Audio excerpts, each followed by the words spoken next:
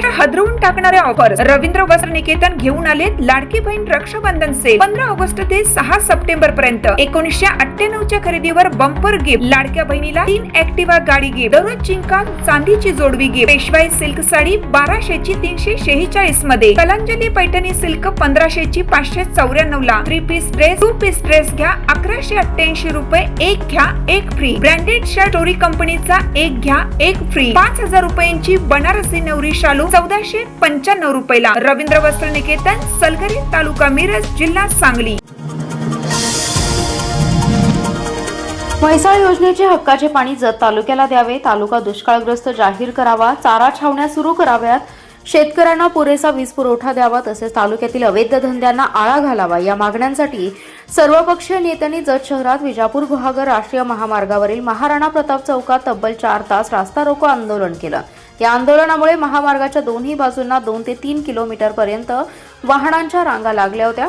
प्रांताधिकारी अजय कुमार नष्टे आंदोलनस्थळी पोहोचल्यावर आंदोलकांचं निवेदन स्वीकारून मागण्या शासनापर्यंत पोहोचवण्याची ग्वाही दिल्यानंतर हे आंदोलन मागे घेण्यात आलं. यावेळी माजी आमदार विलासराव जगताप, विक्रमसिंग सावंत, प्रकाश जमदाडे, तम्मनगोंडा रवी पाटील, मनसूर खतीब, महादेव जमदाडे, महादेव पाटील, बाबासाहेब कोडक, ॲडव्होकेट चन्नाप्पा हुर्तीकर, रमेश पाटील आदींसह सर्वपक्षीय नेते, पदाधिकारी व कार्यकर्ते मोठ्या संख्येने उपस्थित होते. शेतकऱ्यांच्या प्रश्नाकडे लक्ष देण्यासाठी शासन आणि प्रशासनाकडे वेळ नाही. दुसरीकडे जत तालुक्यातील पोलीस यंत्रणा अवैध धंद्यावाल्यांना पाठीशी घालतीये. उमदी येथे पोलीस आणि अवैध धंदे करणाऱ्यांमध्ये भागीदारीचा व्यवसाय सुरू असल्याचा आरोप करत हा नवा उद्योग मांडलाय. याला कोणाचं पाठबळ आहे हे सर्वांना माहिती आहे. याची चौकशी झाली पाहिजे अशी मागणी आंदोलकांनी केली. रास्ता रोको शांततेत सुरू असतानाच महामार्गावरून रुग्णवाहिका सोडण्याच्या मुद्द्यावरून पोलीस आणि आंदोलकांमध्ये जोरदार शाब्दिक वाद झाला. रुग्णवाहिकेला मार्ग देण्याच्या बहाण्याने आंदोलकांना हटवण्याचा प्रयत्न झाल्याचा आरोप यावेळी करण्यात आला. यावरून विक्रमसिंग सावंत, सुजय शिंदे, तम्मनगोंडा रवी पाटील आणि पोलीस निरीक्षक विजय घेरडे यांच्यात जोरदार शाब्दिक खडाजंगी झाली.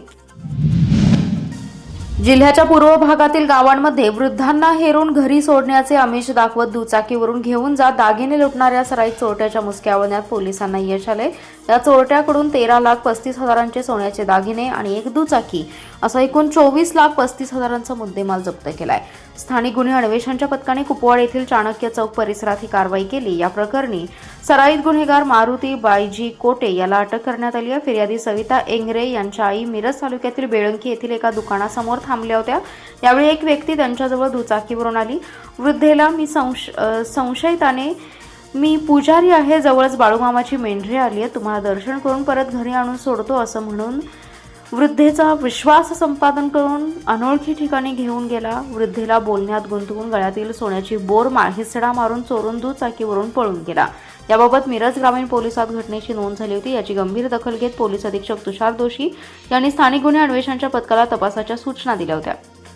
त्यानुसार एक पथक पेट्रोलिंग करत असताना पथकाला माहिती मिळाली की जबरी चोरी करणारा संशयित मारुती कोटे हा कुपवाडमधील चाणक्य चौक परिसरात फिरत आहे.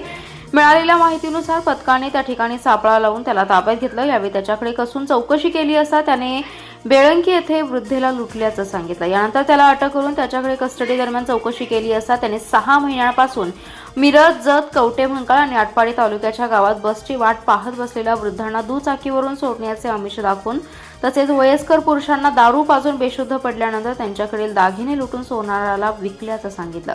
यावेळी पोलिसांनी तपासाची चक्रे फिरवून जबरी चोरीतील 13,35,000चे दागिने आणि एक दुचाकी असा एकूण 14,35,000चा मुद्देमाल जप्त केलाय. साखरेच्या दरात वाढ झाल्याने केंद्र शासनाने साखर साठेबाजांची तपासणी सुरू केली आहे. केंद्रीय भरारी पथक आणि जिल्हा पुरवठा विभागाच्या संयुक्त पथकाने सांगलीतील मार्केट यार्ड आणि गणपतीपेठ परिसरातील 5 साखर व्यापाऱ्यांच्या दुकानासह गोदामांची तपासणी केली आहे. या तपासणीत कोणत्याही व्यापाऱ्याकडे 4,000 क्विंटलपेक्षा अधिक साखरेचा साठा आढळून आला नाही. पुणे येथील भारतीय अन्न महामंडळाचे व्यवस्थापक जन्मजय सिंग, भोपाळ येथील अन्न व सार्वजनिक वितरण विभागाचे सहाय्यक संचालक योगेश्वरदू भोया, प्रभारी जिल्हा पुरवठा अधिकारी आशिष फुलुके आणि पुरवठा निरीक्षक राजू कदम यांच्या संयुक्त पथकाने ही तपासणी केली आहे. गेल्या 6 दिवसात साखरेच्या दरात किलोमागे सुमारे 20 रुपयांनी वाढ झाली असून साखरेचा दर 60 ते 65 रुपये किलोपर्यंत पोहोचलाय. अचानक झालेल्या या दरवाढीमुळे बाजारपेठेत खळबळ उडाली. काही साखर कारखानदारांकडून गोदामांमध्ये साखर साठवून ठेवली जात असल्याची चर्चा आहे. सांगलीतील मार्केट यार्ड परिसरातील 2 आणि गणपती पेठेतील 3 अशा एकूण 5 व्यापाऱ्यांच्या दुकानांसह गोदामांची झाडाझडती घेण्यात आली। तपासणी दरम्यान कोणत्याही व्यापाऱ्याकडे 4000 क्विंटलपेक्षा अधिक साखरेचा साठा आढळला नसल्याची माहिती प्रभारी जिल्हा पुरवठा अधिकारी आशिष फुलुके यांनी दिली। गणेशोत्सव सण तोंडावर आलाय। नागरिकांच्या अनेक समस्या आहेत, त्याची सोडवणूक झाली पाहिजे। पाणी पुरवठा आणि स्वच्छतेच्या प्रश्नांना प्राधान्य द्यावे, तसेच रस्त्यावरील अतिक्रमणे तातडीने काढावीत असे आदेश महापौर धीरज सूर्यवंशी यांनी दिलेत।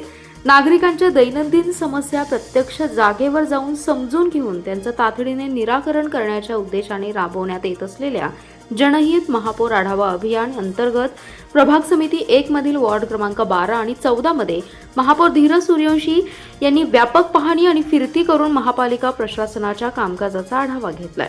आगामी गणेशोत्सवाच्या पार्श्वभूमीवर गणेश मूर्ती आगमन आणि विसर्जन मिरवणुकीच्या मार्गाचीही पाहणी करून आवश्यक त्या उपाययोजना तातडीने पूर्ण करण्याच्या सूचना प्रशासनाला देण्यात आल्या।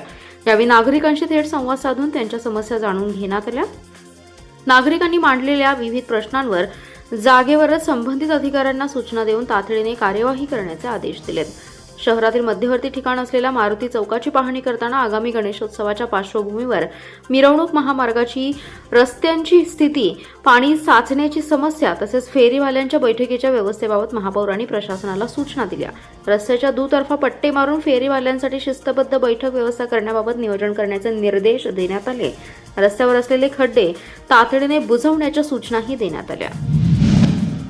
नशेखोरीच्या विरोधात कडक कारवाया करण्यासाठी उपाययोजना सुरू आहेत, तसेच सार्वजनिक सणांमध्ये जबरदस्तीने वर्गणी गोळा करणाऱ्यांच्यावर कारवाई होणार आहे।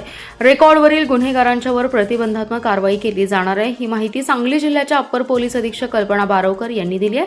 मिरजेतील महात्मा गांधी चौक पोलीस ठाण्यामध्ये आयोजित करण्यात आलेल्या शांतता कमिटीच्या बैठकीनंतर अप्पर पोलीस अधीक्षक कल्पना बारवकर बोलत होत्या। शहरातील ब्लॅक स्पॉटवर कारवाई करण्यासाठी निर्भया आणि दामिनी पथक कार्यान्वित आहे, तसेच अवैध धंदे आणि नशेखोरी विरुद्ध कारवाई करण्यासाठी प्रत्येक पोलीस स्टेशनमध्ये विशेष पथक तयार केली जाणार आहे, अशी माहितीही अप्पर पोलीस अधीक्षक कल्पना बारवकर यांनी दिली।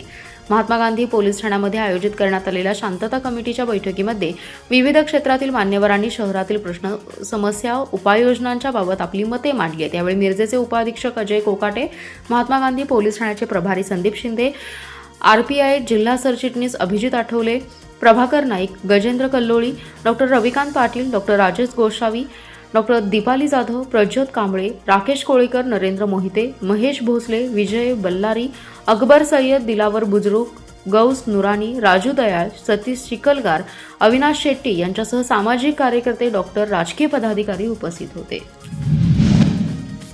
प्रधानमंत्री नरेंद्र मोदी यांनी आज खेलो इंडिया संवाद कार्यक्रमाअंतर्गत आभासी पद्धतीने युवक युवतींसोबत मार्गदर्शन करताना खेळाचं महत्त्व अधोरेखित केले। देशभरातील 1500हून अधिक ठिकाणी उपस्थित असलेल्या 10 लाखांहून अधिक विद्यार्थी व विद्यार्थिनींनी या कार्यक्रमाचा लाभ घेतला। यामध्ये सांगलीच्या श्रीमती मथुबाई गरवारे कन्या महाविद्यालय आणि कस्तुरबाई वालचंद कॉलेज या महाविद्यालयातील विद्यार्थी विद्यार्थिनींचा समावेश होता।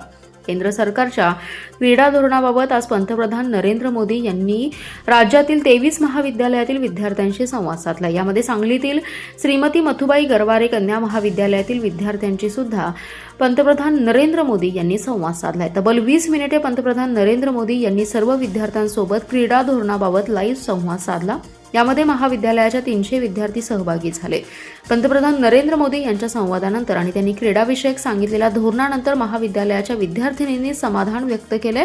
तसेच त्यापुढच्या काळामध्ये क्रीडा क्षेत्राला पंतप्रधान महोदय यांच्या माध्यमातून चांगले दिवस येतील असे आणि खेळाडूंना सुद्धा चांगले दिवस येतील अशा भावना व्यक्त केल्या।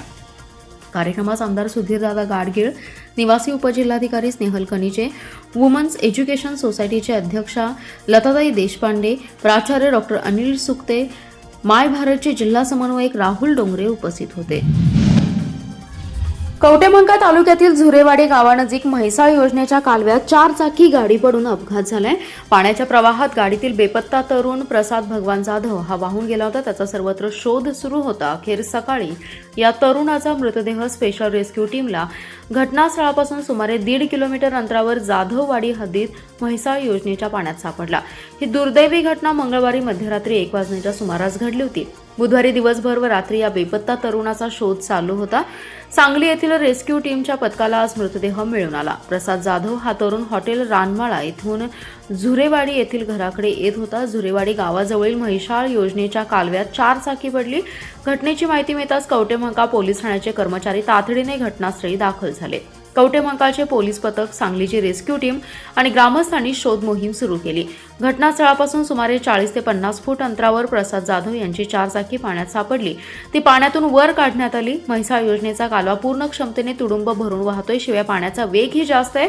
बुधवारी दिवसभर रेस्क्यू टीममधील कर्मचारी वर्ग, कवठेमहांकाळ पोलीस ठाण्याचे कर्मचारी व ग्रामस्थ यांनी सुमारे 5 ते 6 किलोमीटर अंतरावर म्हैसाळ योजनेच्या कालव्यात पाण्यात तरुणाचा शोध घेतला. म्हैसाळ योजनेच्या आगळगाव बोगद्यापर्यंत तरुणाचा शोध घेण्यात आला. म्हैसाळ योजनेचा कालवा पूर्ण क्षमतेने वाहतोय. पाण्याचा वेग जास्त आहे. या योजनेच्या कालव्याला अस्तरीकरण करण्यात आले. तरुणाचा पाण्यात उतरून कालव्यात शोध घेण्यात आला. प्रसाद जाधव हा तरुण पाण्यात मृतावस्थेत मिळून आला. कुपवाड शहर व परिसरातील उपनगरात प्रेषित मोहम्मद पैगंबर यांची जयंती ही भक्तिमय वातावरणात मोठ्या उत्साहात साजरी करण्यात आली आहे. यावेळी शहरात विविध धार्मिक कार्यक्रमांचं आयोजन करण्यात आलं होतं. यावेळी मोहम्मद पैगंबर यांच्या जीवनावरील ग्रंथांचं वाचन, कुराण पठण, मिलाद शरीफ यांसह अनेक कार्यक्रम पार पडले. सायंकाळी हजरत लाडले मशाईख दर्गा येथून झेंडा मिरवणूक काढण्यात आली. मुजावर गल्ली, दर्गावेस सोसायटी चौक प्रमुख मार्गावरून तराळ गल्ली, दर्गा कमान मार्गे काढण्यात आली आहे. फेरीच्या मार्गावर ठिकठिकाणी सरबत, बुंदी, बिस्किटे, आईस्क्रीम वाटप करण्यात आलं. कुपवाड पोलिसांच्या वतीने कडक पोलीस बंदोबस्त ठेवण्यात आला होता. सकाळपासूनच बालचमूंपासून अबालवृद्धांपर्यंत उत्साह दिसत होता. ठिकठिकाणी सायंकाळी सकाळी महाप्रसादाचं आयोजन करण्यात आलं होतं. सहाय्यक निरीक्षक आनंदराव घाडगे, प्रसिद्ध रांगोळीकार आदम अली मुजावर, भाजपचे पृथ्वीराज पाटील, राष्ट्रवादीचे जिल्हाध्यक्ष पद्माकर जगदाळे, शिवसेनेचे बजरंग पाटील, उपमहापौर गजानन मगदूम, नगरसेवक प्रकाश पाटील, नगरसेवक ऋषिकेश सूर्यवंशी, नगरसेवक रवींद्र सदामते, सनी धोत्रे, अशोक रासकर, आशुतोष धोत्रे, विठ्ठल समकाळ यांच्यासह पदाधिकारी यांनी मुस्लिम बांधवांना शुभेच्छा दिल्या. दर्गा सरपंच ऐनुद्दीन मुजावर, माजी दर्गा सरपंच बशीर मुजावर, झाकीर मुजावर, माजी दर्गा सरपंच नजीर मुजावर, अख्तर हुसेन मुजावर, अल्लाउद्दीन मुजावर, सलीम मुजावर, कासम मुल्ला, अल्ताफ मुजावर, नवाज मुजावर, मनसूर बाबा मुजावर, चांद शेख यांच्यासह नागरिक मोठ्या संख्येने यावेळी सहभागी झाले. माझी लाडकी बहीण योजनेतून पात्र महिलांना महिन्याला 1,500 रुपये देण्यात येत आहेत. रक्षाबंधनाच्या पार्श्वभूमीवर जिल्ह्यातील 6 लाख महिलांच्या बँक खात्यावर प्रत्येकी 1,500 रुपयांची भेट शासनाकडून जमा करण्यात आली आहे. जुलै आणि ऑगस्ट या दोन्ही महिन्यांचा हप्ता मिळेल अशी शक्यता होती. मात्र केवळ जुलै महिन्याचाच हप्ता शासनाकडून वर्ग करण्यात आलाय. सरकारने महिलांच्या आरोग्य आणि पोषणामध्ये सुधारणा करणे आणि कुटुंबातील त्यांची निर्णायक भूमिका मजबूत करण्यासाठी मुख्यमंत्री माझी लाडकी बहीण योजना सुरू केली आहे. जिल्ह्यातील 7,79,000 महिलांनी अर्ज भरले. त्यापैकी 7,10,772 महिलांच्या अर्जाला मंजुरी देण्यात आली आहे. याशिवाय अन्य शासकीय योजनांचा लाभ घेत असलेल्या महिलांचे अर्ज पूर्णतः अपात्र झालेत. अर्ज मंजूर झालेल्यांचे प्रत्येक महिन्याला हप्ता वर्ग केला जातो. जिल्ह्यातही आतापर्यंत 6 लाखांवर महिलांच्या खात्यावर 1,500 रुपयांप्रमाणे रक्षाबंधनाची भेट शासनाकडून जमा करण्यात आली आहे. गेल्या काही महिन्यांपासून प्रत्येक महिन्यास 1 हप्ता वर्ग करण्याची प्रक्रिया सुरू करण्यात आली आहे. एका महिन्यासाठी लागणारी रक्कम वर्ग करण्यात आली आहे. काही महिलांच्या मंगळवारपासून खात्यावर 1,500 रुपये जमा होण्यास सुरुवात झाली. काही महिलांच्या बँक खात्यावर बुधवारी आणि गुरुवारी जुलै महिन्याचा हप्ता जमा झालाय.